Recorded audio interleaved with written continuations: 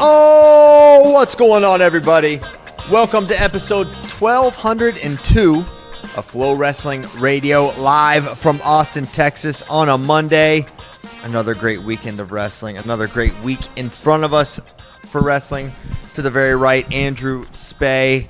To the direct right, James Dean Rader. And to the left, Father John Kozak, holding down the laptop and mic combo. It's not working great for him. It's hard. I know, I've seen some comments where people don't like that I have my laptop on my lap. Well, they want like a table. Yeah, I don't think it's not called a table. I know. Top. It's a laptop. Yeah. But it does. I have noticed it. I don't normally listen to the show afterwards, but I haven't. There are some times where you're talking, and it's not. It's hard. Yeah, it's tough. But I'm glad you're gonna get better. To do it. Yep. Yes. Okay. Big weekend of duels. We had Ohio State, Iowa, Penn State, Michigan. Had some upsets. Had some high school stuff we're going to get into with the Bo Bassett Harer, Bo Bassett Bachman, that whole thing. JD, where to first, sir? There's only one place we really can start this show, and that's with our picks from last week. I think we have to discuss those. So ambitious. Right off the bat. Yeah, I feel feel it was the main thing that happened over the weekend. It was Iowa, Ohio State. I feel nothing losing this. I picked the wrong Iowa winner at 157. These things happen. We have these rules, but my confidence is not wavered. Ben Keeter was my last pick. You guys know I'm on record consistently thinking Feldman should win this match, and I got off the train one match too soon. I feel nothing. This is as hollow a victory as JD has ever had, and I feel okay about this. Okay, whatever you gotta have to, tell yourself to get through this week. No, but let's kind of get into the duel, because as you can see, if you're just watching, I won. He did. He 4 beat picks me. to He beat 3. me straight up. Right. I incorrectly picked Hartzler to beat Kennedy. I didn't know he was going to get injured and have to take and Kennedy would get an extra Yeah, escape. I mean, if I would have known that, I could have. That's a pretty hollow victory too. Should have known Hartzler was going to get injured. That might have been actually a little predictable. That is kind of fair. And you had Jordan Williams wrestling, who did not wrestle. He did not. We can get into that. And then Feldman beating, or Ben beating Feldman. Feldman obviously won. But we got to start at 184. Yes. And the whole takedown. Was it a takedown? Was it not a takedown? What is reaction time? We don't even know. Nobody knows. No one knows. What do you think? Was it who should have gotten the takedown? Did they make the right call? They did make the right call. Dylan Fishback had the takedown. I think to me, this is what we've been, I think, consistently clamoring for on this show, is the reduction of the period of time that is considered reaction time, right? And, we saw this play out this is 2 or 3 years ago now, the Braden Davis Kilkerry match, where Braden went from taking down one way to rolling to taking down another way, but because he keeps moving, the ref wouldn't give what everyone knew was a takedown, right? And so that feels like a period of time where we got a little crazier on like giving what is and isn't a takedown. It got even harder to give. And what were we saying after the Antrell PJ thing? Like, he's on a knee, sliding over. This feels like a takedown for PJ. And 100% here, Dylan peeks out. He gets behind, and I know his legs aren't behind, but he is around the waist. He has a claw on the left side. It's not a requirement that your feet be all the way behind his feet. We know that. And so what Gabe does, he goes from, he's on his elbows, okay, for the initial, what I would say, like, control, right? This is control. And then he comes up to his hands as like a second, like, attempt to get away from it, and then he rolls under. To me, that's too much stuff. The takedown happened before then. He's turned down, he's turned away. He's in some ways conceded the takedown, and I think this is just restoring sanity. I hope this is a consistent application. I hope it's not just one ref that's like, hey, a takedown's a takedown, and we don't have to wait 4 seconds for the position to be cleared or established. It was super unfortunate how it played out in that Gabe didn't just roll under and get a leg. He rolled under and he got to a clear takedown position, like without a doubt, obviously.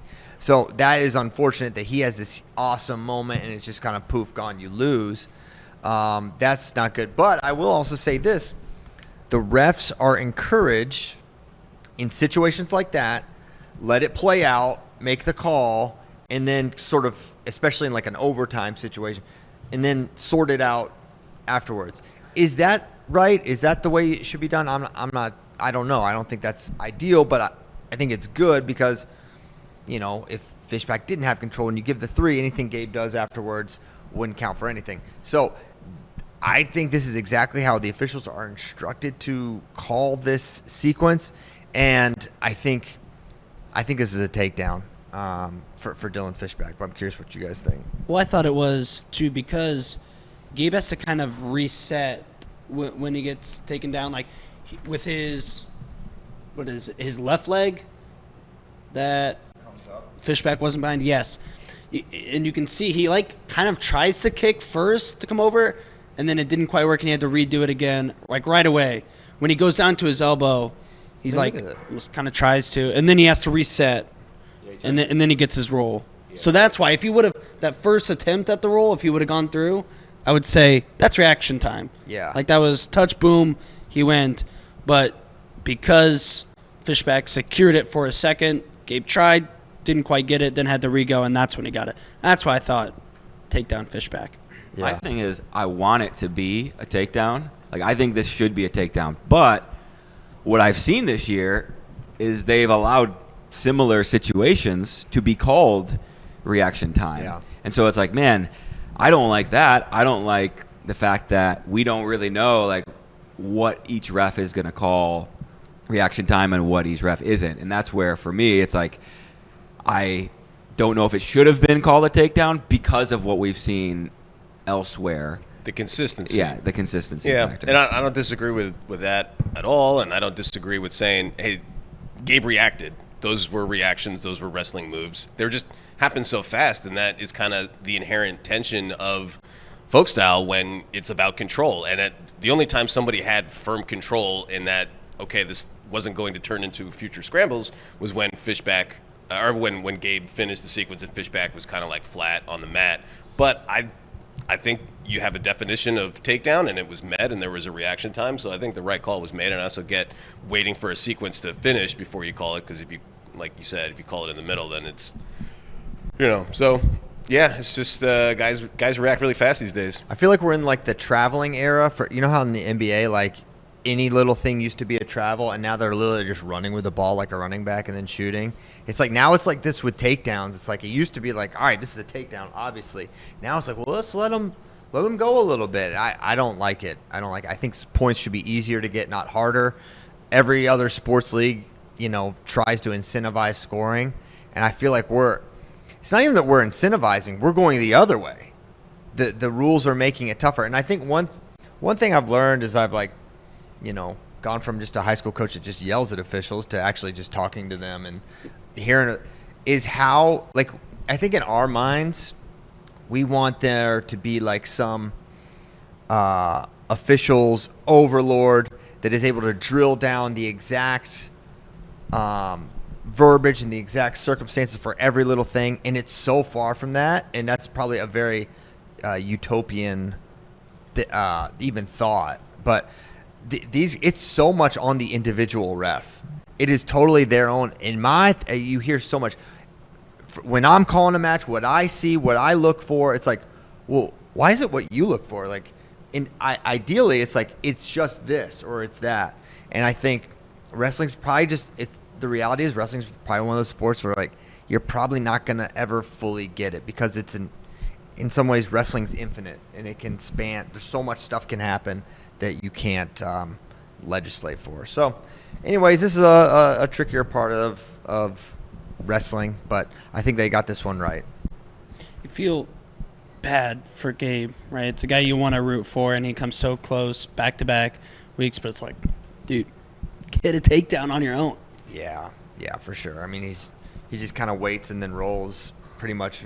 He was trying to get to his post. He cannot get to a leg against a top 10 guy. He can't get to legs. That makes it tough. And man, I mean, this duel it's kind of what I thought it was going to be. I did not think it was going to look like the national duels final. It didn't. That was the one where Ohio State got out to this crazy start. They won the first 5. Iowa wins the first 3. If they win this 4th, and then you're looking at Keeter, or maybe Drake can do it, or Ryder Block with the duel on the line. It was there for Iowa to win it, but Ohio State's just simply, they're better. They're 24-9. It's one of those, a little closer than 24-9 when you think about 84 heavyweight and 49. But it could have been, I don't really believe in the momentum thing. If Gabe wins, then maybe heavyweight goes different. I don't really believe that, but there are a few very small things that change that really do change this dual meet. Somebody needs let in again. What is it? No, this is enabling behavior. Yeah. If we let him in, he's worked here. Well, according to that banner, since 2011, that's fake. Well, at news, this point, 'cause I was just here in wait it out. 2015 when he got introduced, but In this office, just waited. And at this point, in this office, just wait it out. No, Yeah, just Nope, like we're not doing it. I think he's doing a bit. Just a We can't puppy do in it. a I feel window. like this is a let bit. Merrill's doing it. We're not doing it. It's Sion we're talking about, but Merrill came to rescue Sion is at the door.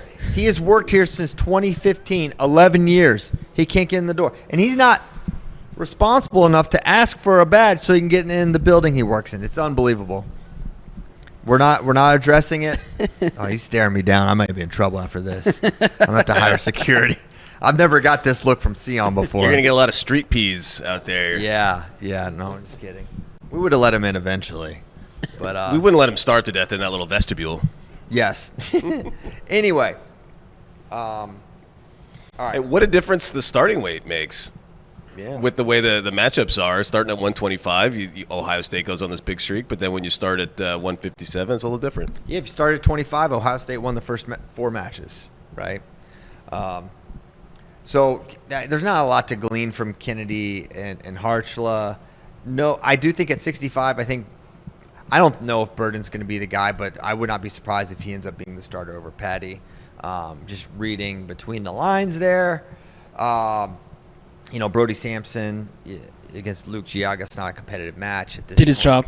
Did his job. Almost kept it to regular decision. Yeah, I know. I was pretty close. But then didn't wrestle against Who's Michigan Ken State. Keeter? That's kind of, yeah. That's his brother. Ken? Yeah. The box score says Ken Keeter. Yeah. I don't know. I copied and pasted from. Did you think his name was Ken? But I thought I fixed it because I also noticed Nick has Redshirt Junior instead of OSU. So I don't know when that was. Yeah, I don't know what happened. Is that still up on the site? What happened there? Yeah. That's on the site.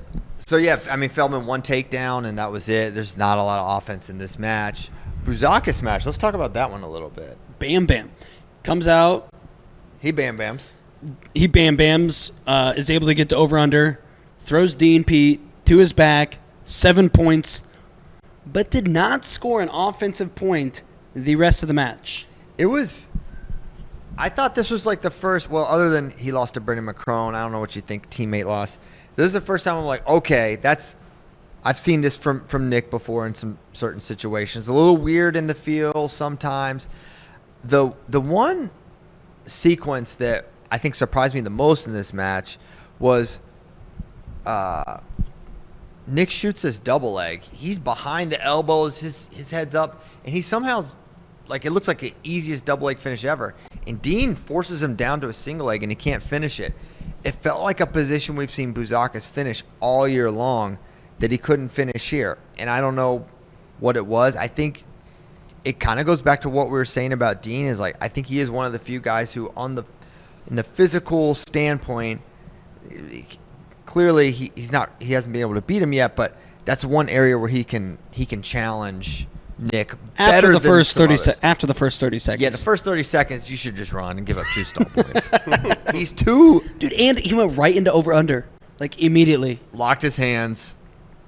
I mean, how otherworldly strong is he? And then he gives up. Nick's just kind of hanging in a front headlock. He gives up. I think it was just like a short drag takedown. But he won. Everyone saw kind of at the end, he puts his knee in a terrible spot. He comes up, he's holding his rib or his side. I thought it was back. Maybe back. Like he was kind of holding his side, but because he went like rubber knee over the top, kind of like crook him, and then Dean Peterson like elevated and went up, and he kind of scorpioned a little bit. So I took that as his lower back. That's a good point. Yeah, it probably was because he wasn't really grabbing a rib actually. I'm told he's fine. Seems like he probably a lot is. of rest ice compression elevation. There you go. What did you guys think about Drake versus Ben? The difference for me in this one was finishing capabilities after you get to the shot. Davino got to the legs one time, finished clean. Got up right away. Drake tried to dive under. Ben anticipated it great, finished. Drake was able to get to legs a couple times, could not finish. Yeah. One time. I think you got to defend Ben baseline. These guys are too good when you're rolling under anymore. Like, just try to get your hips out and just stuff. And, yeah, I mean, it's encouragement, I think, if you're Drake and you're an Iowa fan, just that, hey, this was a ugly, major decision. I thought it would be closer. It was closer. You're there on those finishes late. I think what Ben showed in this match that we hadn't really seen, because he doesn't give up his legs a ton, right? There's not a lot of guys that are even getting in to challenge him. Like, Ben's got good defense. He's got really, really strong hips. He's not just this offensive guy. And honestly, I feel like that's kind of how I viewed Ben a couple years ago in high school. It's like, this guy's just really just a very complete wrestler, really good defensively. And then this year, it's like he had this offensive thing that's really been the story, but he's still got really strong defense as well. And he's just putting together such a great freshman season. Just can't be more impressed with what Ben Davino's been able to do. I agree. And then match or duel ends with 149. Ethan Styles gets it done. One takedown to none, kind of like 33. But that first scramble they got in was so much fun. Yeah. Where it was like pass by, block, and then did he drop down to single? Styles goes Granby. Block goes single. Styles leg passes under, and then I think it ended up getting stalemated. Yeah, they were fun. You guys should watch this. Big Ten did a really cool feature on Jesse. It's awesome. Jesse had a tech over Cale Peterson.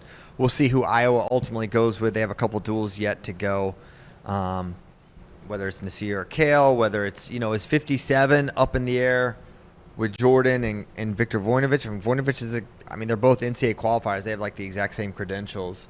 So it's not a stretch to think Victor could be the guy based on the year Jordan's had. But, Victor hasn't proven much this year either. So it's not ideal circumstances.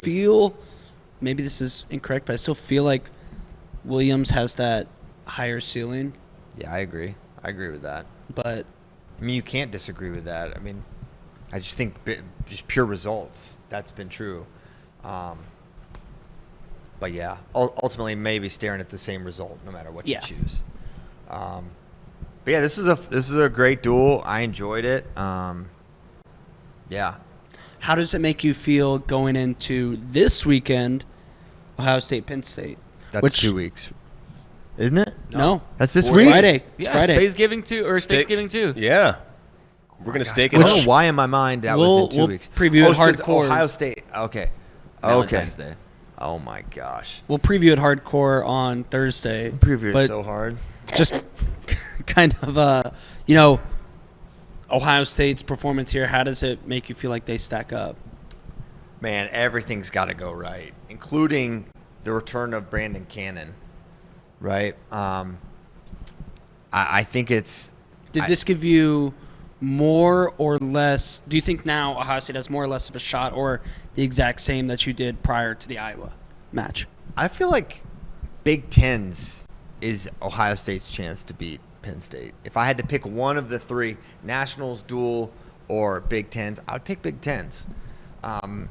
Because the field can do some work for you in some weights where you maybe need a little help. I think basically what you're asking, you need Nick to beat Luke. You need Ben to beat Blaze. Jesse's going to win. You need Cannon to come back and beat PJ, which I think is beating PJ is reasonable. But if he's been gone this, couple weeks now. He's hurt. He's hurt, right? It's not just a little owie.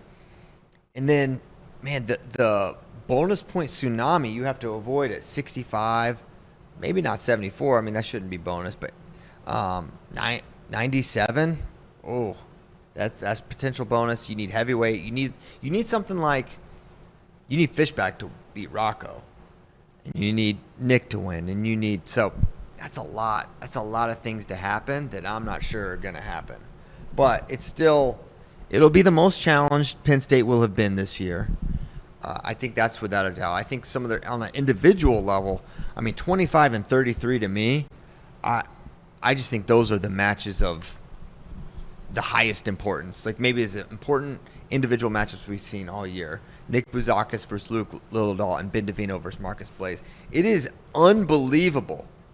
And this is not a shot at Illinois in any way, shape, or form. Their schedule, the Big Ten gave them. They give you the schedule. You don't pick who you wrestle. Pull it up here, Kozak, if you can. I'll pull it up. They don't wrestle Ohio State, Penn State. I don't think maybe Nebraska. I think Nebraska is the best team to wrestle. They missed so many. They did wrestle Iowa at National Duels. Virginia Tech, Missouri. I'm not saying their overall schedule's weak. I'm just Big Ten. purely drilling into Big Ten schedule. Minnesota, Michigan State, Michigan, Rutgers, Indiana, Purdue, Nebraska, Northwestern. Like if you can contrast that with Penn State's, Iowa's, or Ohio State's, it's just drastically different. Drastically. You're missing the 3 best teams Yes. in the Big Ten. How do you miss them all? Anyway, that's an aside. Opposite of a Pokemon. I just want to see. Lucas Bird's about it. He took the All-Star match. He's wrestling everybody. He wants it, but it's more just it's interesting that it shook out that way. Not that anybody had anything, plans for just it. The way it goes sometimes. But anyway, yeah, I'm interested in this match. I'm excited to talk about Penn State, Michigan because I thought there was a lot of cool stuff in that match as well. Nothing cooler than 157. The match of the night. Crazy match. Chaos Cam Catrabone. This guy, we told you after Vegas, he's appointment viewing. He's crazy, but he's not pure junk, right? He's not just a junker, and he makes mistakes for sure, but he's got real normal offense. He can get to legs. His first finish against PJ was I thought really cool. He's in on the single leg, and PJ's kind of wrapped around the chest. Instead of sometimes you're seeing guys, they'll grab inside control to almost threaten a dump, and then they'll finish single leg. He hooks the elbow and kind of rolls, gets the 3 there. I came away just really impressed with both guys because PJ, when he had to have it, I love that he gives up the takedown in the third to Cam, and he turns, cuts, and he's immediately on offense. Didn't give Cam a second to kind of set himself or gather his thoughts or anything. It's PJ's no, I'm going, gets to the leg, and kind of really snatched the victory from the jaws of defeat. The ability to go out and get it, that's something that comes up a lot. And when you have a guy that you have confidence in, it makes you, it lowers your heart rate a little bit in these type of matches because he did turn it on when he needed to. Yeah. It's a skill, too, avoiding the upset. When you get put on upset notice and things aren't going your way, to do what you said, and it's oh, no, I'm going to go get it. I'm going to win. That's something we saw Jesse do, I feel against Von Bar. We saw Zane do it against Thorne. Some of these winners, they find a way. Well, it's they have this gear that they can get to when it's no, I'm just not going to allow this. Yeah. This is something else is going to have to happen, and I guess I got to do berserk mode. Take down Catrabone with 40 seconds left. You're oh my gosh. He's really good at things that most people are not conventionally. Oh, he hit the Yazdani here. Well, yeah, he steps on the foot, whoop, right there. Footstep. He's really good at that. He's really good at hooking elbows and rolling. Really good roll. That's how he got one of his escapes. He He threatens the roll, just kind of clears the hips, and is able to cut away. When we visited me and Bader in October preseason, and he's like, yeah, a lot of my friends or whatever coaches, they say I wrestle like somebody from the 1950s, whereas it's like unconventional, not like your traditional style. And he said he really likes to get on the mat and just kind of roll around. And just do some rompus hours. Mm-hmm. A lot rompus of time. Mm-hmm. I watched this duel with Tyler. It was it was sad. It's tough. It was really tough. He was going nuts for this one for most of it. I know. And then just taken away. Yeah, that was tough. That would have been a cool moment. I feel like the tone for the duel was set at 141, and that would make a lot of Wolverine fans sad. Mm-hmm. Man, I felt like 25 was like, oh my gosh. Yeah. I mean, Diego Sotelo was a guy we were like kind of excited about coming. He's beating some good dudes. This was just a knife through butter for Luke Lillidahl. I mean, he looks like the best guy to me right now. His ability to get to legs, the variety of ways he's able to get to legs, how well he can hand fight, pressure, really good speed. He's number one for a reason. But this was, I know tech falls are obviously dominant, but this was especially. Yeah. If you're a Michigan wowing. fan, you're prepared a little bit for some pain at 125 and 133. At 141, when Braden Davis isn't going to go, they announced that right at the top of the broadcast. You send your senior out there against a freshman who's bumped up, and then the losing sudden victory when Ragusin was in on a shot. Braden Davis burned his hand on a scooter? Coach Sanderson said so. Yeah, there was a newspaper article. So evidently, a lot of these kids have electric scooters, whatever. That's how they would get around. It was plugged inside or something, and it gets hot. There was a warning, I don't know how you're supposed to charge things if you can't plug them in, but basically there's some glitch or malfunction in them, and he burnt his hand on the scooter. Spay and Braden Davis both IR from scooter injuries. Yeah, well, You think he's got one of those Rite Aid slings? It was a thumb sleeve, a little wrist sleeve, but yeah, I went head over heels, recovered, no big deal. I'm sure Braden's a lot better at balancing himself and doesn't try to hop over little holes in the sidewalk and just assume that they can do an ollie on a scooter for no reason. Yeah. What do you guys think of PJ Duke repping the tights? Tights are coming back. Tights are having a moment right now. You look at Oklahoma State. You had D. Lockett, Rabidou, Sergio Vega. Vega's been a tights guy because he's Sunnyside. But they haven't done tights every time out. No. PJ's gone every time out. He's a tights man. Well, hopefully I'm that Mr. Tights. Now you don't have to pull your singlet down because you got full leg coverage to begin with. So you don't have to, every time you get up, just stretch down the singlet over your knees. I don't know if it's cool, if it's drip, or if it's if it has a competitive element to it. I don't know if it's drip or I don't know what a good slang for that is, man. but I had to look that up a little bit Hey, better. I wanted to talk about 41 some more, though. Do we think there's any consideration for Desmond at this point? If I was Desmond, I'd be asking to wrestle off. I would want the starting spot here. Why would 100%. you? Yeah. I mean, you couldn't convince me to redshirt over there. No. Any year I can start, I'm doing it. And, I'm forcing the issue. This guy beat Luke Lillidahl. And he's just okay, you can have it. All right. How does this play out in a year when Ono's coming in and Luke and Marcus are sophomores and freshmen? And Van Ness is back next year. So I don't see – and Braden Davis is back next year. If you ever have a chance to start, you got to do it because there's too many good guys. But I don't know if – I don't want to overreact to this because, I feel like Ragusin's not at the right weight class, guys. I just think he's a 33. You see this sometimes where guys just go up and weight. It's not the same.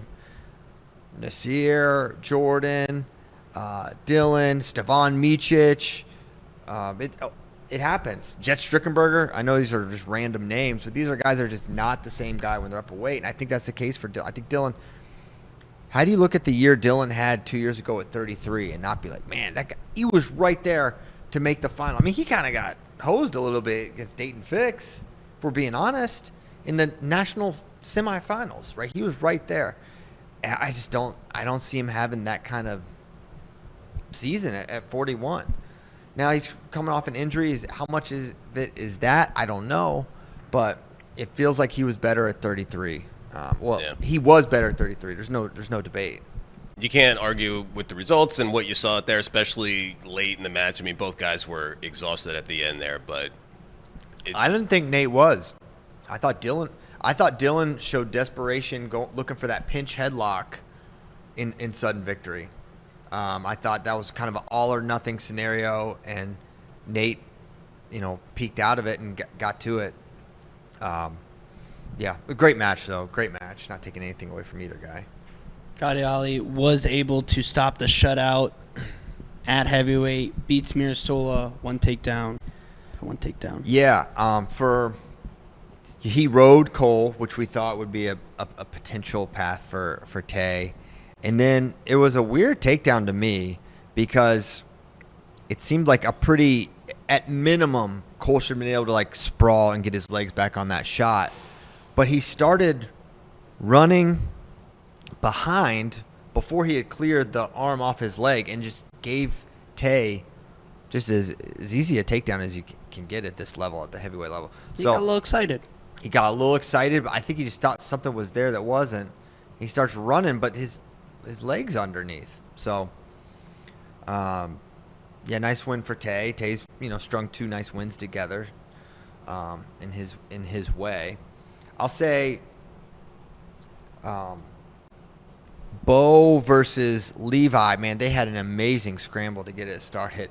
Bo hit this really nice elbow control, high crotch, gets in deep, and Levi rolls him through. He just kind of locks around the waist, rolls him through, gets the double ankle. And you don't see Levi in that situation much because the vast majority of Levi Haynes' scramble situations are Levi's on the leg and the guy's trying to counter. It's rare that guys get in that deep on him. So to see oh my gosh, this guy, he was so technical, surgical in the scramble to come out on top there. And then from that point on, the floodgates really opened, and he takes a really tough Bo Mantanona. Messenbrink, I thought he looked good in his tech fall over Gates. So I'm not. Is that who they've been using? Well, Gilcher got hurt. That's and right. So he's out for Gates the year. is kind of he's their fill-in. So I think he's going to be the guy for the rest of the year. Okay. But don't cry too much for Tyler Meisinger.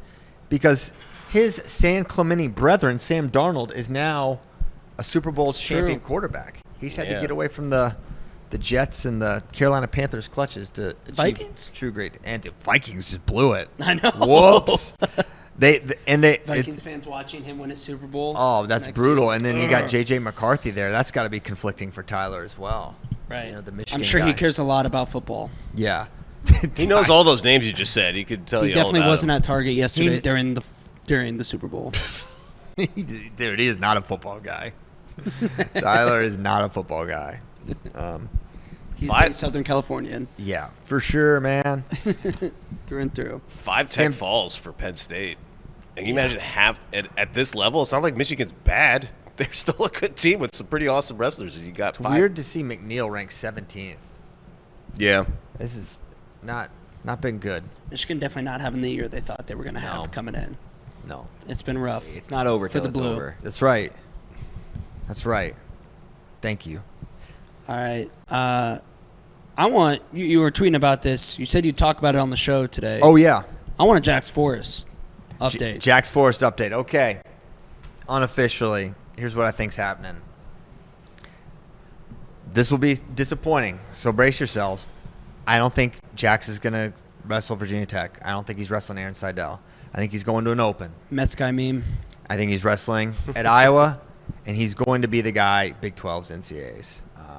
So I think getting match count up, I don't know how necessary that really is. Does he need match count versus get a good match and an opportunity for a great win that's going to, help your seed? Because Jax is going to qualify. And he's going to, it's the right thing to do for the conference. For what conference? The Big 12. Big to get 12. another allocation spot. Oh, yeah. So maybe. Jax doesn't technically have to steal one. Yeah, quote unquote. But I don't know if he would or wouldn't. I forget work how the many. math out. What's the minimum matches you need to get to earn an allocation for the conference? Pirate? We need the Seton Hall Pirate signal. It's not that many. Anyway, that's what I think's happening with Jax. I really wish he was wrestling Aaron Seidel for so many reasons. I just think that's a big match. It's a big opportunity. Like, we've seen where Seidel's at. Where's Jax at? Like, if there's one thing I know about Jax Forrest, he will duck. He does not like tough wrestling. He does not. Yeah, he don't want to wrestle anybody. It's like graduated early and went to college. Hey, depending on how this all shakes out, I don't want to get too ahead of everything, but if we don't see certain matchups for the All-Star Classic, could we maybe have like multiple 133-pound matches? Do four-man, like We a who's should. number one situation? We don't even have to have him wrestle at the end. Just do two cool matches. Yeah, just however, just mix it up a little bit. It doesn't have to just be all 10 of each weight class represented. Then we can, to save time, we just start whatever the 184 match is in sudden victory. Let's just save 10 minutes. forward. We'll get it in sudden victory and then maybe see in tiebreakers. Yeah. No, I think. You got some. He's getting close. It says that to be considered in the coaches rank, you have to have at least 8 Division I matches in the weight class in the last 30 days. 8 in the Or last. 1 in the last 30 days. 8 total. How many matches does he have? It's got to be close 9 or more. Sure. I'll check. Okay. So yeah, that's what I think the plan is with Jax Forrest. And yeah, he's going to be the guy for the He's Cowboys. got 7. 7. So we were looking at, because we were talking about this yesterday, like what opens would he go to? I'm not entirely sure. I think could be Matttown Open would be one. There's Edinburgh's going to have one. but I think he's going to one this weekend because he's wrestling against Iowa. There's the Messiah Open that FNL Yes. is going to. Yes. Messiah College, that's where my wife went. Messiah University now. Messiah College when she went. Well, So you need to have 15 for the RPI. Okay. yeah, but he's not going to get You're not going to get 8 15. matches. No. But you only need 2 of the 3, right? So he'll have coaches ranking and then he'll have win percentage. The reality is, when the dust settles and Big 12s is over, he's going to have everything he needs to be qualified and to have a good seed. Yeah. Correct. Meyer Shapiro was 11 and he had 11 wins and was the 2 seed last year. He's going to get a good seed especially if he beats Seidel. I guess that's the point I'm making is if he wrestles and beats Seidel, if he beats Drake Ayala and does what we think he's going to do at Big 12, he's going to be a top 3 or 4 seed at the national tournament. Maybe there's an element I'm missing here. Or maybe it's just simply they can. Now I'm wondering this. Can they get to the Iowa duel? Wait, no, this will count as, when he goes to the Open, that'll count as a date because it's his first Yes. semester. Because what I was going to theorize is like, well, he could wrestle Iowa and have used exactly 5, and then if he hurts his You could whatever, you could still- still insert Richie, Ronnie, whatever you want to do there. But if he doesn't open, then I think you don't And get it's that. Jax's first semester because he wasn't enrolled Right. last year. So he doesn't get the Right. second semester. Okay. They all count as whatever. So it's sort of confusing. I understand it, and yeah, I'm bummed. Everyone wants to see Seidel Forrest again. A lot of duck talk recently. Yes. This weekend especially. I mean, yeah, Jax got this started ducking all the PIAA competition. This is bad leadership from Jax Forrest. So many are He saying, ran and hide in Division I wrestling. No, but obviously, if you didn't see Bo Bassett supposed to wrestle Harer this past weekend, which would have been a huge match in PIAA. Harer only has 2 losses, I believe, in PIAA. His PIAA career, obviously, once you go like juniors and whatever, he's taken more. But he's not wrestling No. or didn't wrestle. And Pennsylvania team state championships for him. right. And it sounded like it was happening, right? The match was going to happen. Like they were talking about it. It seemed like Harer was engaging with content about the match, and then didn't happen. And then did Brandt's dad or coach or Dad? I don't know if it's both, went on the PA Power podcast, and his quote was, "We're only going to give Bo one crack." Yeah. to beat us, which would be the individual state tournament. Yeah. So obviously, a lot of people did not like this decision from the Harer camp. This is a huge match. People wanted to see it. I'll be honest. I don't understand the decision. Like you make decisions all the time that are gonna whatever better your athletes' chances. The general consensus typically is the underdog benefits from multiple cracks. You see it all the time in wrestling. Like, the first match the guy will get dominated, but think about Caliendo. He's wrestled Mitchell more, and he's got it a little closer now. He got majored the last time, but like that's generally the thought. It gets closer for the better guy. So one, I just from a pragmatic standpoint don't agree that this helps Harer necessarily. Two, I don't think it's the right message. The message is like you can't beat him twice, or you wouldn't be able to, if you beat him the first time, you wouldn't be able to beat him the second time. Or I just think it's a weird message, and I don't like that. I feel like it puts Harer. It And feels crosshairs, unnecessary crosshairs. Well, whose decision was this? It doesn't seem like it's the kids. It seems like the dad and the coach are like, all right, we're not going to do this. And I don't understand. I mean, it seems like they're chasing a streak, or they're chasing like stuff that really doesn't. Does that really matter? Does anyone even know who the winningest PIAA wrestler is? Probably yes. Do you know? No, but I bet there are a lot of Okay, it's Aaron people Seidel. in Pennsylvania. Does anyone think Aaron Seidel's the greatest wrestler in Pennsylvania history? No. I mean, I just don't know what you're pursuing. Like, what is the point? Like, what do you actually? Okay, you got this streak.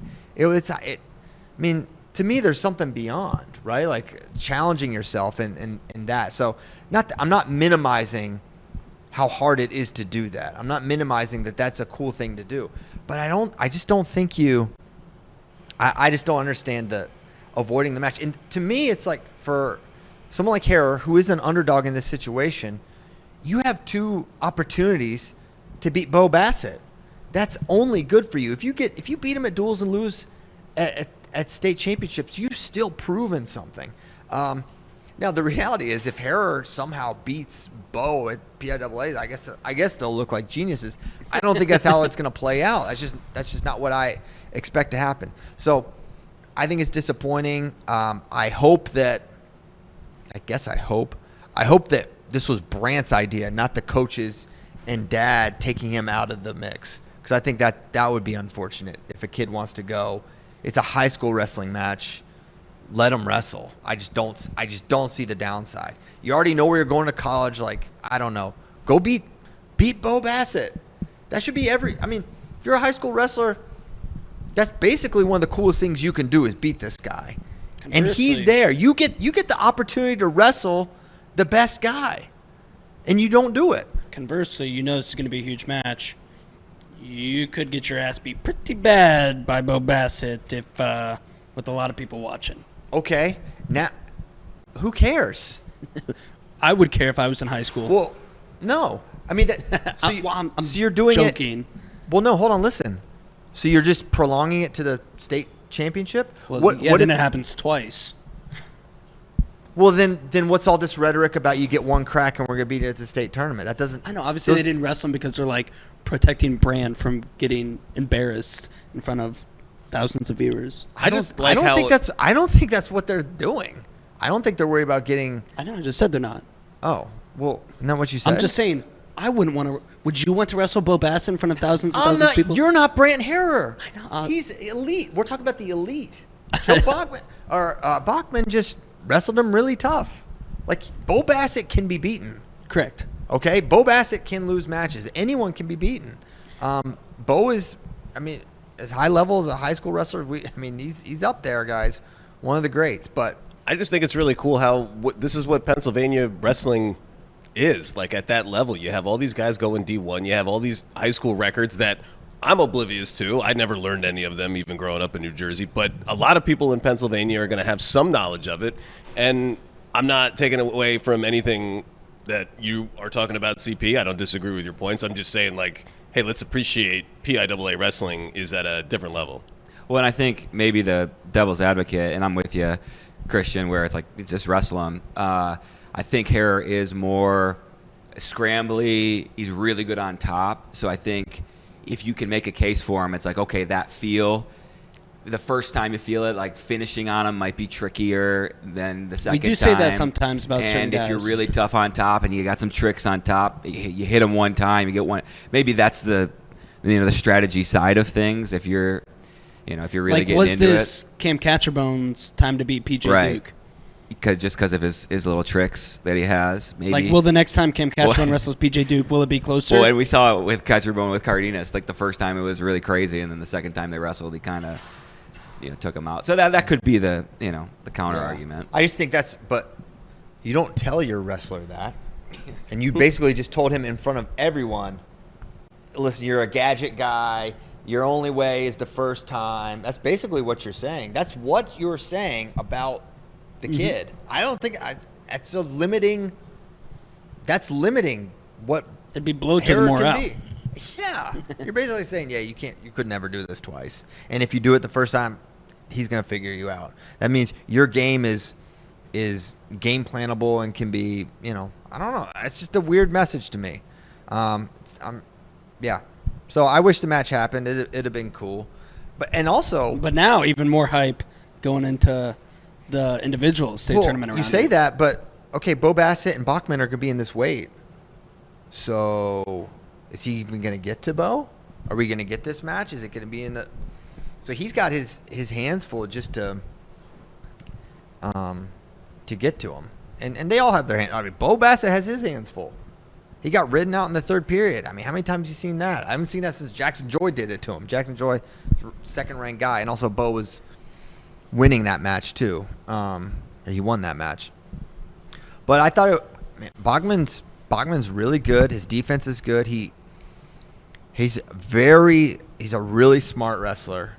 He's got to find a way to score and to mitigate, but he endured well with Bo's pace and physicality. So I think it creates a lot of hype for Pennsylvania State Championships. That's for sure. All right, let's switch gears. Let's talk a little international wrestling, because Team USA has a man not named David Taylor that just beat Hassan Yazdani. What do you make of Stephen Buchanan's win over Yazdani? This was the succession plan we all predicted when David Taylor retired. Well, who's going to beat Yazdani? Don't worry, guys. Stephen Buchanan's got this. No. When we heard Yazdani 97, immediately, I think I was, and many of you guys were like, I don't know if he's that big. I mean, 97 kilos, 213, 215 pounds. I don't think he's that big. So I had questions about his size going into it. And he obviously is still a world-level guy at basically any weight he wants to go. But I think this was about Stephen Buchanan is right-sized for 97 kilograms, and he's not the biggest. But I thought the size was a factor. And I think Yazdani, it almost reminded me of like what we were talking about with some of these Penn State guys. Like, I think about like at the collegiate duels against Stanford and North Dakota, they were just like, they just have an extra little thing at the end of every little scramble and come out on top. I feel like that's what Buchanan had. Like, Yazdani only wanted to go to a point, and then it was like, all right, I kind of don't have the thing beyond this. And I felt like it's going to sound crazy, but like I think he just kind of out-hustled him. I think it's a lot of ways that we saw David Taylor beat him. He would just extend a position a little beyond where Yazdani wanted it to be. And yeah, I mean, it's great. It's great for Buchanan. It's great. I mean, honestly, Team USA, I think we had a great weekend, or a great week at Zagreb. I was excited. And this is just a win that people don't get. Like, he has 9 losses, and 4 of them are David.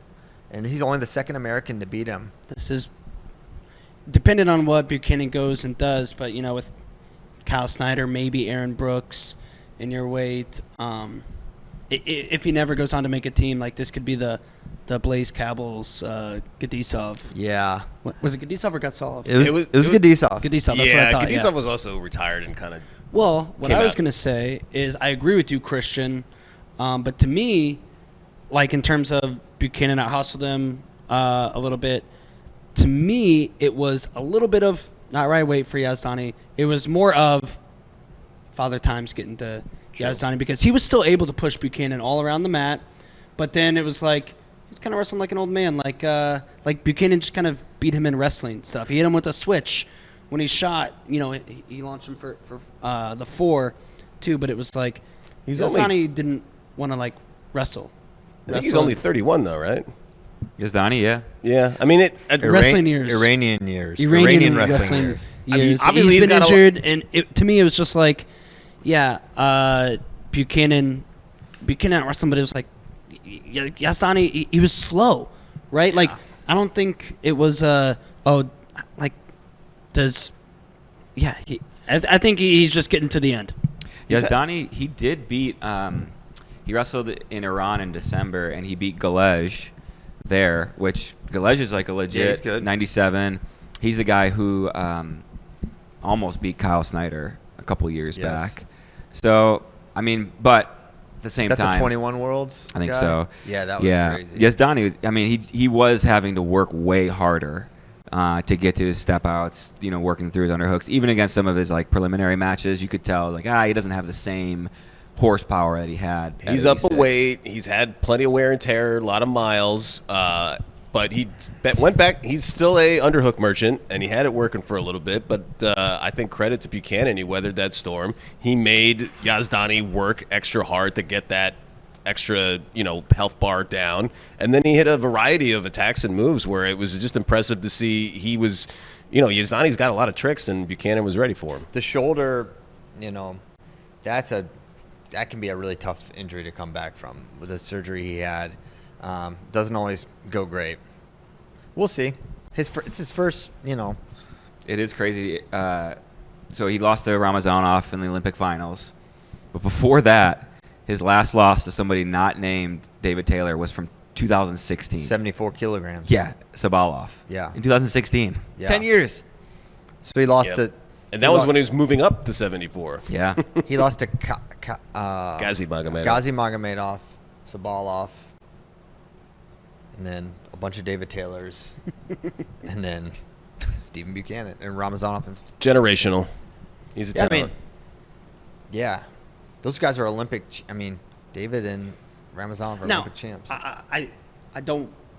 I feel like it came off like I said. Buchanan's not going to be good at freestyle. That's not what I meant. 'Cause I do think he's going to be good. He's going to be solid. I'm not ready to say he's going to beat Kyle Snyder.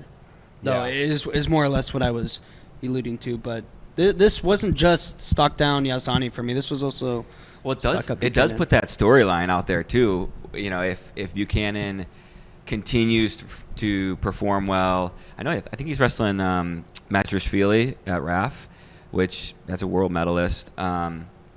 But if Buchanan continues to run through everything, wins U.S. Open, makes Final X, then you're looking at like, okay, Kyle Snyder, world champ, versus Buchanan, who took out Yazdani and is on this roll. It's like it finally interjects maybe a little bit of life into 97 against Someone Kyle Snyder. Will chase down Snyder, who I think is about the same age as Yazdani, and it will happen at some point. Yeah.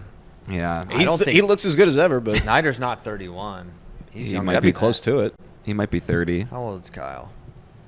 Let's see. 19 in 2015. He's 30. Oh, he's 30. Okay. Mm-hmm. They're pretty close. Yeah. They both won very early, very young. Mm-hmm. Other notable Zagreb results for Team USA. Kakaisen did win gold. He beat the guy who beat Zahid. So another kind of like the Buchanan, if he can keep it rolling, that's going to be a storyline to follow as well of Parker. Gam Kralidze. Mm-hmm. It's a good win.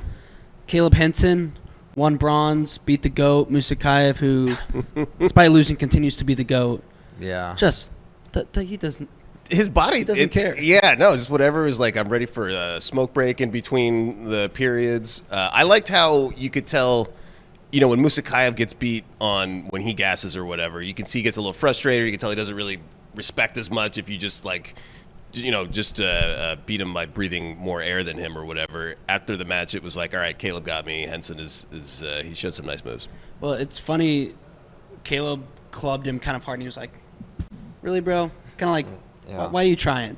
Why are you doing this? To win a world championship, Musakayev would club just as hard. I think he's not at world championship. It's funny. I was talking to Tyler about it. And he's like, why even wrestle?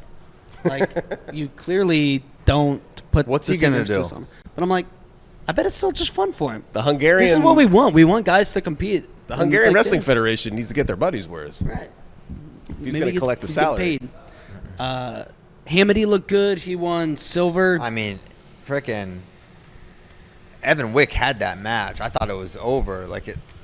And just Dean found a way to get that takedown. Who did Dean lose to? Oh, Kajiev, who's tough, but yeah, I think Hamidy's still kind of a step behind in freestyle, but he's getting better. Yeah. But I think he can still improve a lot in some freestyle positions. He looks small next to Wick. Wick is so big at 79. Crazy that Kajiev came back from a 4-year PED ban. Yeah. And I was ready to write him off too, and didn't expect him. I mean, he hasn't placed at the world stage yet, but he's definitely a guy now they have to get through. Did we talk about David Carr beating Aoyagi? No. He Yeah. beat him how you got to beat him. Well, I think. He's just Ayagi, I love him, but man, he's tough to watch, especially in the good matches. He is so hard to score on. He doesn't do anything. And he does not really He wants to attack. make it about like one exchange. Yeah. And he wasn't close to scoring against David. No, he was hoping to, and he couldn't really control center either. David did a good job. Sometimes you got to win like that. Mm-hmm. Man, this car Messenbrink collision, I'm here for it, man. I think, Yeah. man, after last year at Worlds and now this year, seeing what David Carr has done internationally, I think he's the favorite to win 74 this year. Wow. I think Valiev's hurt, Sidikov's fallen off. I think He it's should have David. beaten both of those guys anyway. That's what I'm saying. Got it. Yeah, and I think David, going to continue to see him get better. And he beat the other Japanese guy, didn't he? Aoyagi beat the That's other right. Japanese The guy. Emperor's Cup. Yeah. So, I mean, Messenbrink is still, Here's a question. Will Messenbrink give Carr his biggest challenge this summer? It's entirely possible. Yeah, I it mean, could Kyle be. Dake was Zahid Valencia's biggest challenge at the World Champ, on that run. I think that's an absolute possibility. Mitchell is going to be a nightmare matchup for Carr every time, and vice versa. Like, they're always going to match up tough against one another. Mitchell's a nightmare matchup for anybody. He's feel a like. nightmare. Just get him. Leave me alone. Oh, Mitchell versus Musakayev. 74 kg. Need that. Oh, man. It wouldn't last very long. Yeah. Musakayev, hey, he's normally good for one thing, kind of crazy. Yeah, he'll do something awesome. It was 360 spin. He did a 360 spin against Caleb. Henson. Yeah, And it worked. I know. That was cool.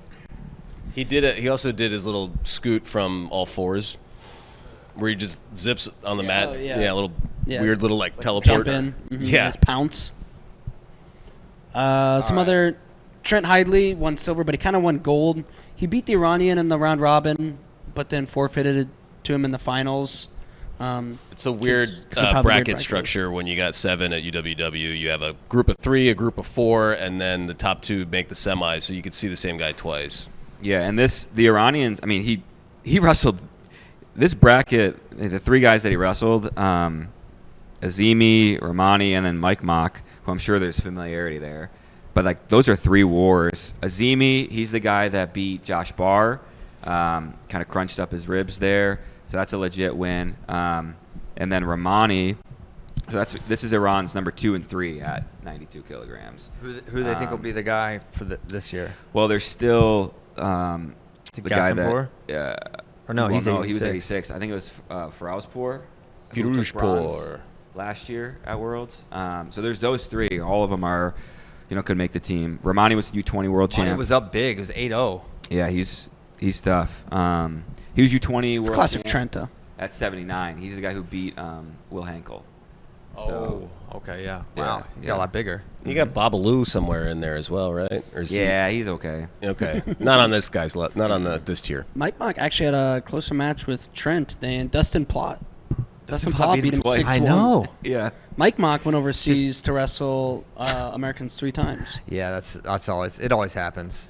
I Hidley. think I don't know, just Wolfpack on Jointy? Wolfpack. This guy's name's Jointy Kumar. Kumar. Yeah. Oh my well, they God. looked at his elbows and knees. They're like, "What kind of guy is this?" Right? DQ'd him. Jointy. They DQ'd him for no joints. no joints here. I like what I'm seeing from Cowboy Wrestling Club with guys like Hamity and Plott.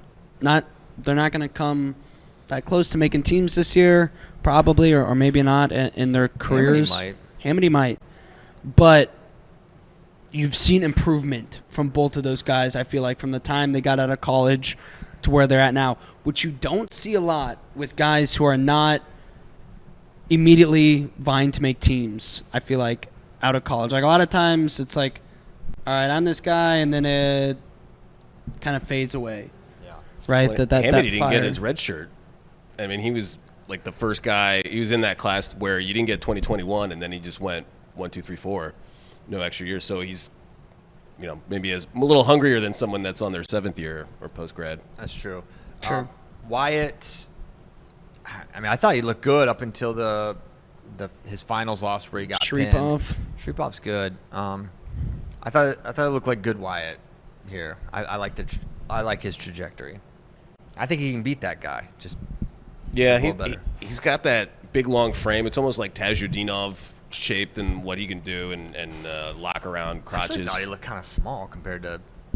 I didn't understand how he was able to do that, honestly. To Wyatt, he's bigger than Wyatt. You think? I think he's definitely taller. Well, we got to stand next to him. Hey, we're getting Taz Snyder at ref, right? Yeah, apparently. Nice, dude. It'll be. Kyle's gonna win that match. I mean, with how Taz has been looking. I mean, he almost lost to Cassiope. What do you think Kyle's? I mean, come on, guys. He's like, Taz is. I don't know. He's entered a different. He could change, but look at what you saw at Worlds and then Raph. Like, I don't know. I think he's like, I'm an Olympic champion. I'm a world champion. I did it. Where's the fire? Not everyone wants to keep climbing the mountain again and again and again. But he's so young too. So I don't know. I'm not writing him off, but I need to see a signal that he's ready to be. Yeah, this man's large. Look how big that boy gosh. is. He's a big boy. Yeah, that's he's a monster. And this is who Russia cast him aside. Whoops. Yeah. For Kozirev, your cousin. Yeah, it's like Russia has no heavyweights, and then they had this guy who was super young at the time. He just missed qualifying for the Olympics at one of like the qualifiers, I think at Euros.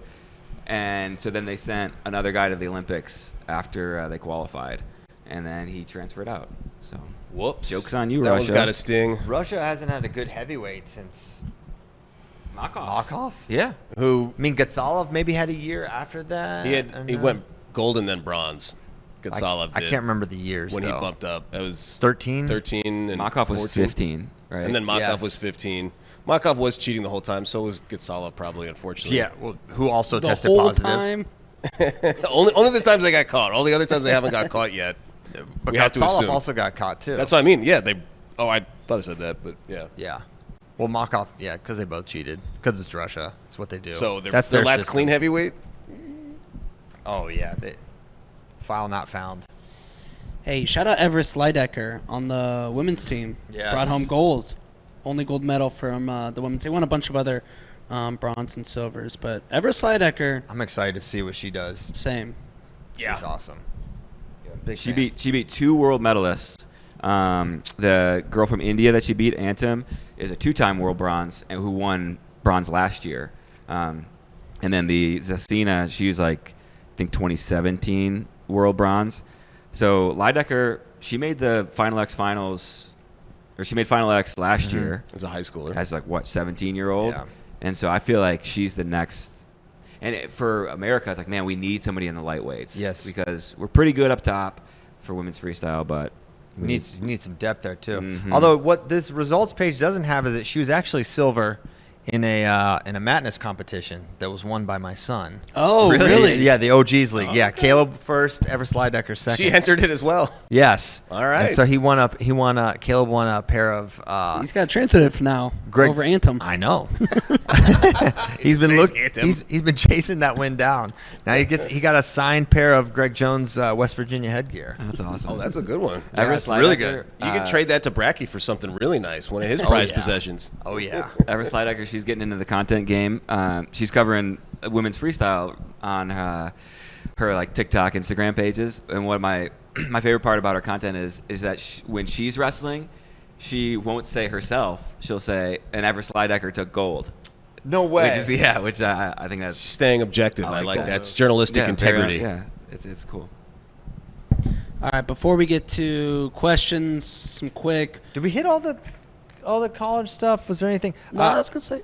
I think We got rapid fire reaction college results. Yeah, I can run through it real quick. Wisconsin, Indiana, huge win over Wisconsin. We've been talking about Wisconsin's had kind of a really salty dual year. I think we talked about this. Like sometimes these teams just have like you can see they're flat. Zagreb was tanked at the end against Butler. Bloom was all over Zan Fugit. So the two really big upsets there for Indiana. Nice win for Coach Escobedo. Wanted to mention that. What else happened? Rutgers beat Rutgers. Minnesota. Yeah. That was, I mean, you want to talk about the week-to-week swings. Holy cow. You go from beating Iowa to losing to Rutgers by 8. Electric atmosphere at Jersey Mike's. Oh, my, unglued there in that. That's when you say, do duels matter or not? And it's like, okay, we're talking about one specific thing, and the points don't matter for the championships, but they matter for those fans that you're building. They matter for the recruits that you're trying to bring in. Yeah, Gavin, 2 really tough overtime losses for Minnesota. Gavin Nelson gets pinned by Cotton, and then Charlie Millard in sudden victory against Anthony White. Just kind of feet were... Also, Aiden Smith beat Joy Volk. Yes. At 125. Props to Kozak. I don't think this was on the show. It was probably just in the office or doing rankings or something. But you were on Aiden Smith early. Mm-hmm. I was like, but I was not. I was like, he's too small. He's a natural 125. Yeah. In my opinion. But Jory's also having a weird up and down year. He's taking some weird losses. Weird year. It's like 2-0 against Eddie, but he's lost to Brady Rourke, Aiden Smith, and he has another weird loss. Kilkiri. Yeah, thank you. So I don't know what to make of that. All right, what else happened here? That's the main stuff. Virginia Tech won the Commonwealth. Guy The lost Lovers to Winton Dinkins. It's a big upset. But other than that, really strong performance by Virginia Tech. I mean, Seidel, another 15-0 Tech over Marlon Yarbrough. In under 4 minutes. Guy's just a terror. Yeah. No Ryan Burton here, so I'm not sure what Tech's going to do. He's not used all his dates, so he could still redshirt. Feels like the move. I don't know. Did you see our guy Adam Aronson save the day for you and I once again yesterday against SDSU? Oh, he beat Rasmussen? Yeah. Again. Yeah. That's a good win for you and I. Those are 2 good Big 12 affiliates. It's always good to see them competitive. There's a ton of ranked guys for teams that are not they don't have big budgets and resources. Yeah, Cornell continues to have a good year. Beats CJ Composto. There's Rademacher loses to Colton Hawks. Crazy match. So Rademacher was down 3 in the 3rd period. He gets a near side cradle, locks it up, gets the takedown, and it looks like he should be able to take him over for near fall, and he can't.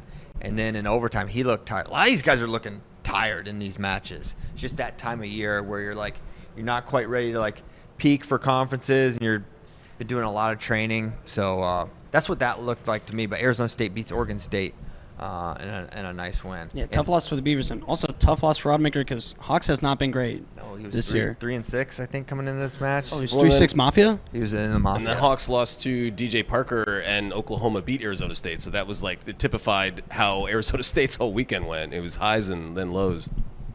Cool. All right, now I feel good. Ready to move. We should talk what was about the story? Oh, go ahead. Behind Oklahoma State's singlets this weekend. I don't know. I asked Kozak and hoped he knew. They said it. Native American Heritage Appreciation. Sweet. The turquoise was for the indigenous people, and it somehow ties into the tribes that are in that area. So the turquoise and a lot of the imagery was paying respects to the Native looks American. sweet. Hell yeah. Yeah, I thought they were cool. They even had I don't know if you saw that, they changed the lighting scheme in all of Gallagher-Iba so that it bathed the whole arena in turquoise. I kind of skipped around. I didn't watch that whole duel. I watched D versus Bianchi. Nice. I mean, D got takedowns in the first period, and then I don't know, no more points. Yeah, nice win. Stephen Little and Joey Novak return to the mat. Little got a forfeit, so he didn't actually do any wrestling, but Novak got the win pretty handily, and that's 2 top 10 197 pounders. So good to see them coming back for the end of the season. 97 is sort of hollow without those are. You need guys like Stephen Little, Joey Novak at this weight. Yeah, for sure. All right, Spade, now tell us about our friends. Okay, at now we got to FRLs. talk about our friends at Nike Wrestling. They support wrestling. You saw a lot of guys wearing these new freaks out there. Kozak's got the other new colorway for the freaks right next to him. He's also going to go online.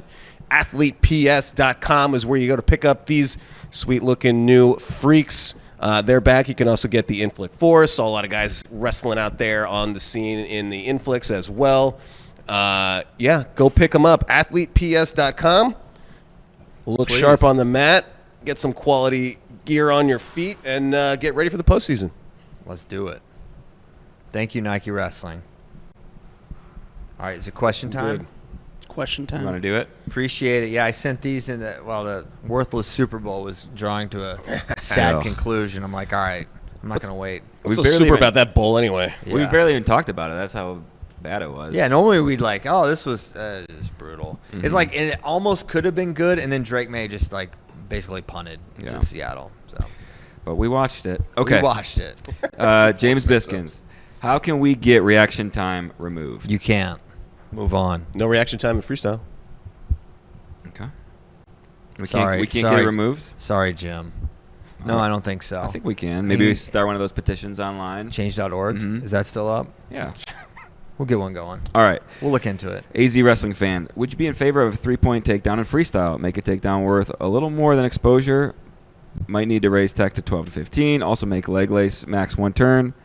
It's OP when locked up tight. No to all of it. Okay. I like that it's OP when locked up tight, so don't get in it. It's a knockout punch if you get a leg lace. But it's not really. I see them all the time.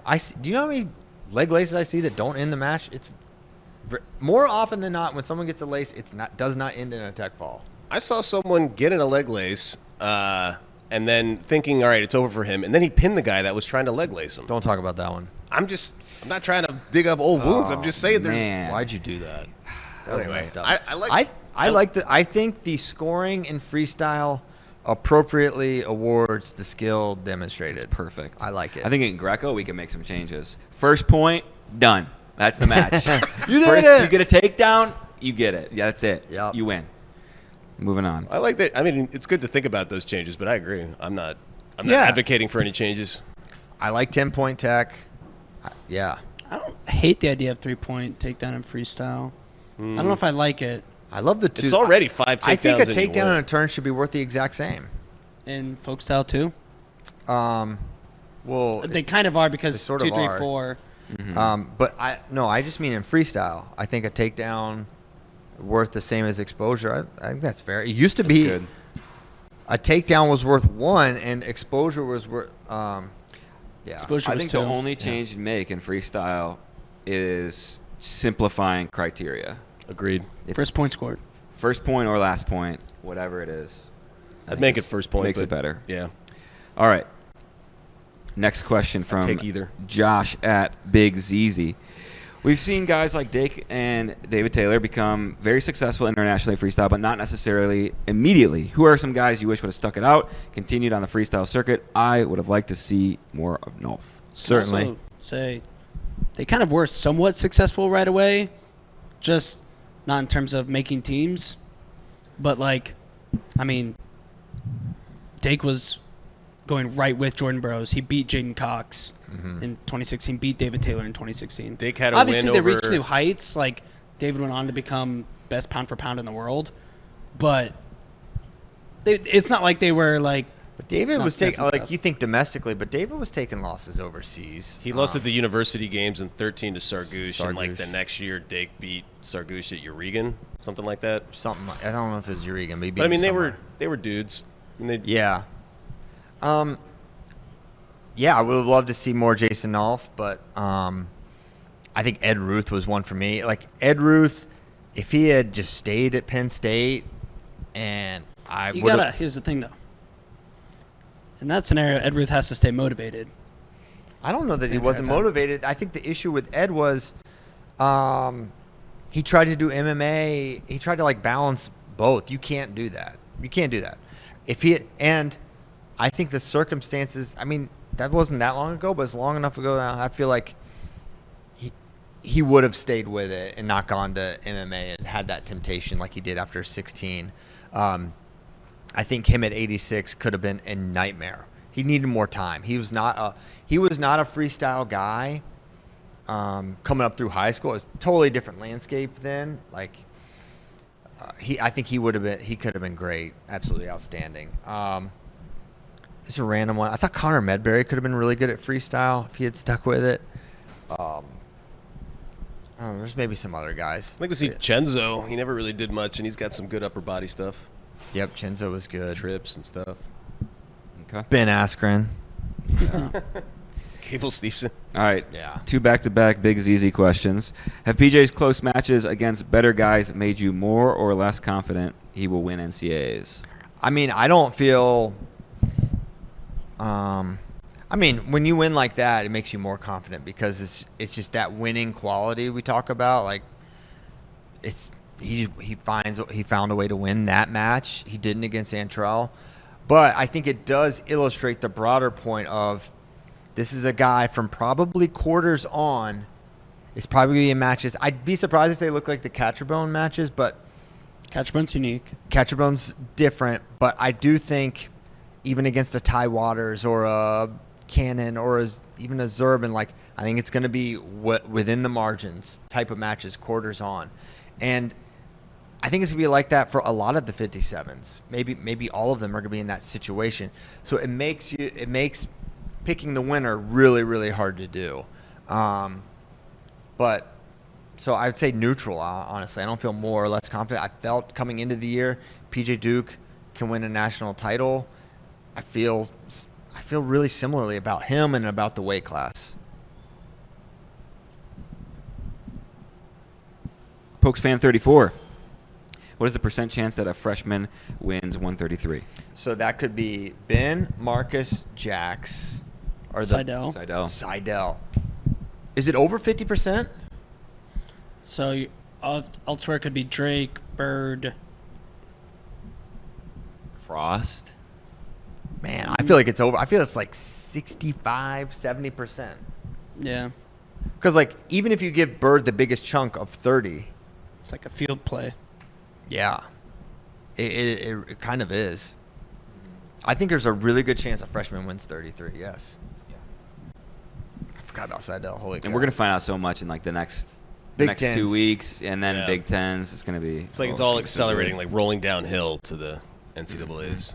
All right, CJ Kemp. Can I get your thoughts on my NCAA picks?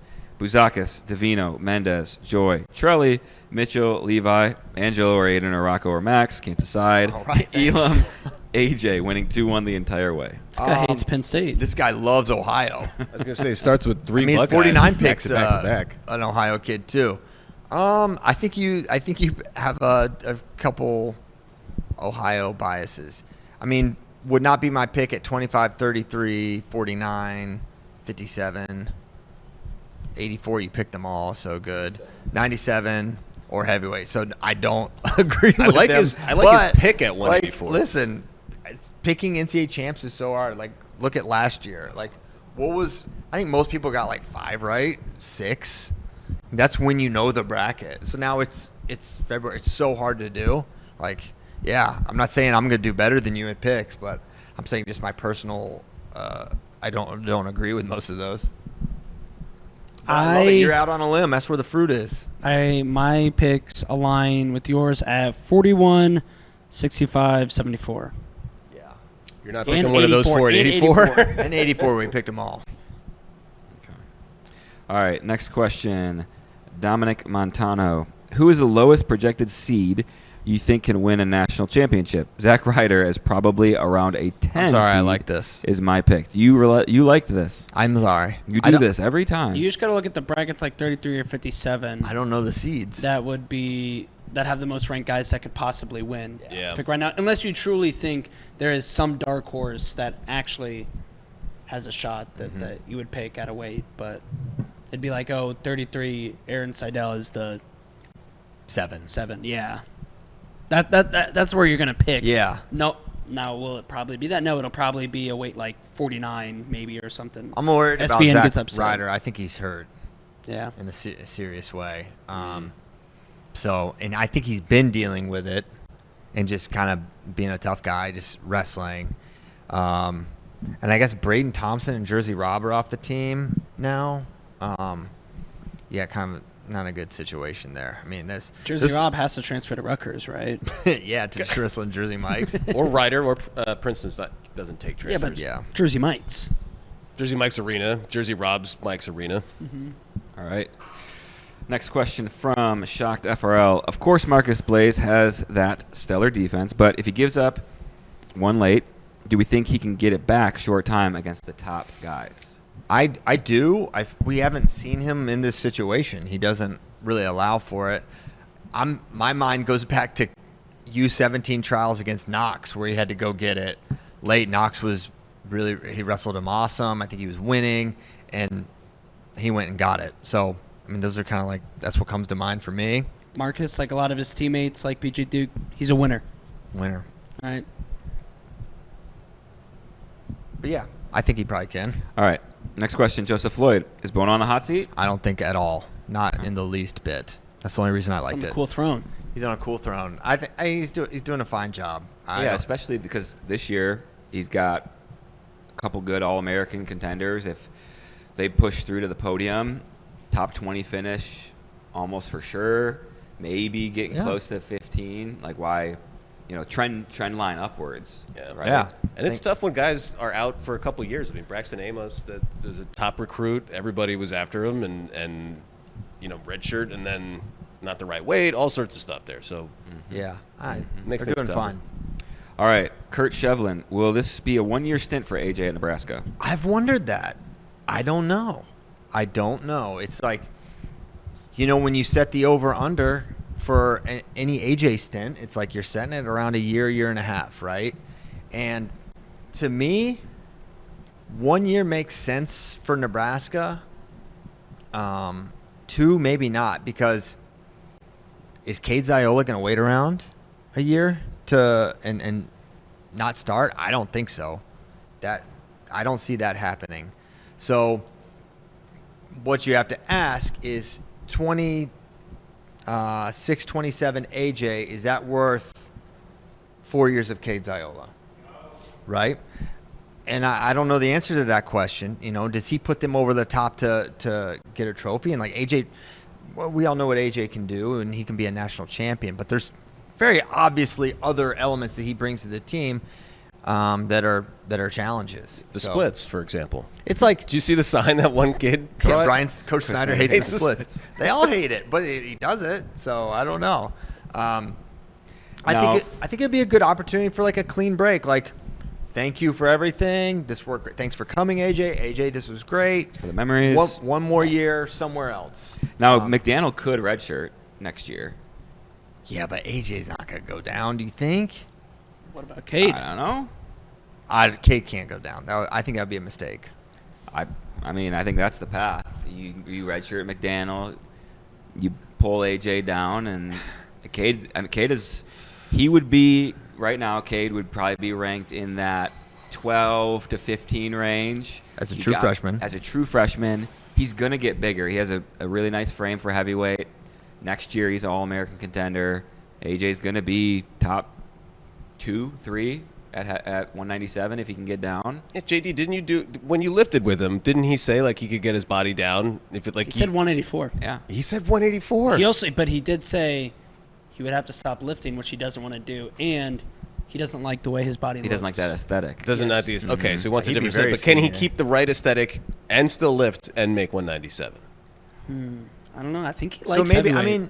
So maybe you put it to AJ like, hey, we need you down at 97 this year. We're gonna redshirt Cam, and so if AJ really wants to stay, maybe that's how he does it. Because you don't want to. It'll be AJ's last year as a college wrestler next year.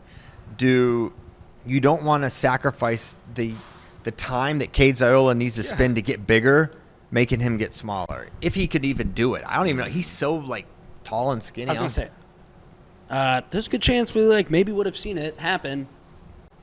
I don't think he hasn't not been trying to get bigger. Who? Cade. Oh, And it happens. I'm not he's super young confident. though. The He's a metabolism true has freshman. to kick over. He's gonna grow. He's got access to lots of good steaks as well. Yeah. Yes, he does. Be People. looking like Braxton Amos by the end of his career. I don't know about that, but I don't think Cade's going to top out at 227 or whatever he weighs. All right. Next question. You like this one. Does Jason Nolf even root for Bo Nickel at this Of course point? he does. They're friends, right? They're good. I mean, Jason goes to like his UFC, like is with him for his UFC fights and RAF matches and stuff like that. Absolutely. All right. Next question. Brady Stafford. We may need to call in the Jason Bryant bat signal or the Britt Malinsky pirate signal for this. How does NCAA seeding work for wrestlers who have lost to guys who are out for the season? Like James Conway, only loss is to Jackson Smith early in the year, but Smith is out with injury. So, seeding. So, there's a bunch of things that go into seeding. Like your win percentage, that counts for James Conway. Your win percentage is impacted by a loss to Jackson Smith, so that counts. Our rankings, which in some ways feed the coach's ranking, factor that match in. What does a loss to Jackson Smith mean in terms of who's Jackson lost to, etc.? So in that way, it factors in. When you get to conferences are done, the field is set, and you do the matrix, all the stuff that gets plugged in there, he's not compared to Jackson Smith. So in that way, that head-to-head loss is sort of taken out. Now there's common opponent factors. So it matters some, for sure, but not significantly. There you go. It's all about the Matrix. There's your answer. All right. Reloaded. Tyler Perry, Seahawks Award. Who has the best defense in NCAA, and why is it Lucas Bird? Lucas Bird got put on his back, almost pinned. Gave up a 7-pointer to Cade Moore. I think, like, you got to find a guy who hasn't been taken down this year. Like Marcus, I don't think has been taken down this year. Hasn't faced the toughest guys at the weight yet. Decent. I mean, he's faced Drake. He's faced Tyler Knox. Has Ben DeVino been taken down? 25, Luke has been taken down. 41, Jesse Mendez. I don't think he's been taken down. Like Yeah, the but- best guys. but- Jesse's offense is too good. Right, because you're looking at like Sam Darnold as a QB on the other side. Like, who's the guy who defense wins championships? Like AJ Ferrari, defense wins championships. He won his title because of his freak defense. And he got taken. Yeah, but he's now out of contention for this year, I think. I don't know. Angelo and Angelo's up there. I don't think he still hasn't given up a takedown this year, though he's lost. Yeah, that's who comes to mind. Rocco? Yeah. All right. Very good. Next question. From Would have been maybe Ryan Crookham. Yeah. From Master Santiago. What's the future of Scrap Life? Seems like once Bo kicked David out, the brand fizzled out, and it's all but dead now. I just like this because I was like, what do you mean Bo did not kick David out of Scrap Life? David just signed with Nike.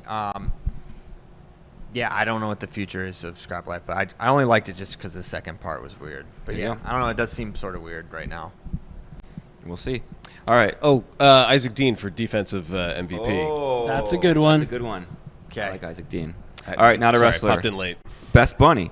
Bad Bunny, Bugs Bunny, Lola Bunny, Energizer Bunny, Cadbury Bunny, Easter Bunny. You got to say Bad Bunny correct. All I great. don't know. Bunny. Bad Bunny. Okay. I don't know if I'm qualified for that. Yeah, That was good. I think the Energizer. Energizer It's a good Bunny. message. Just don't stop. Don't Just stop. keep going. Mhm. Why did they abandon What's I don't know what Cadbury Bunny is. I assume Oh, that's the- chocolate. Chocolate that? Bunny. It's like the it was the bunny that clucked. Remember on the The commercial? ad. The ads.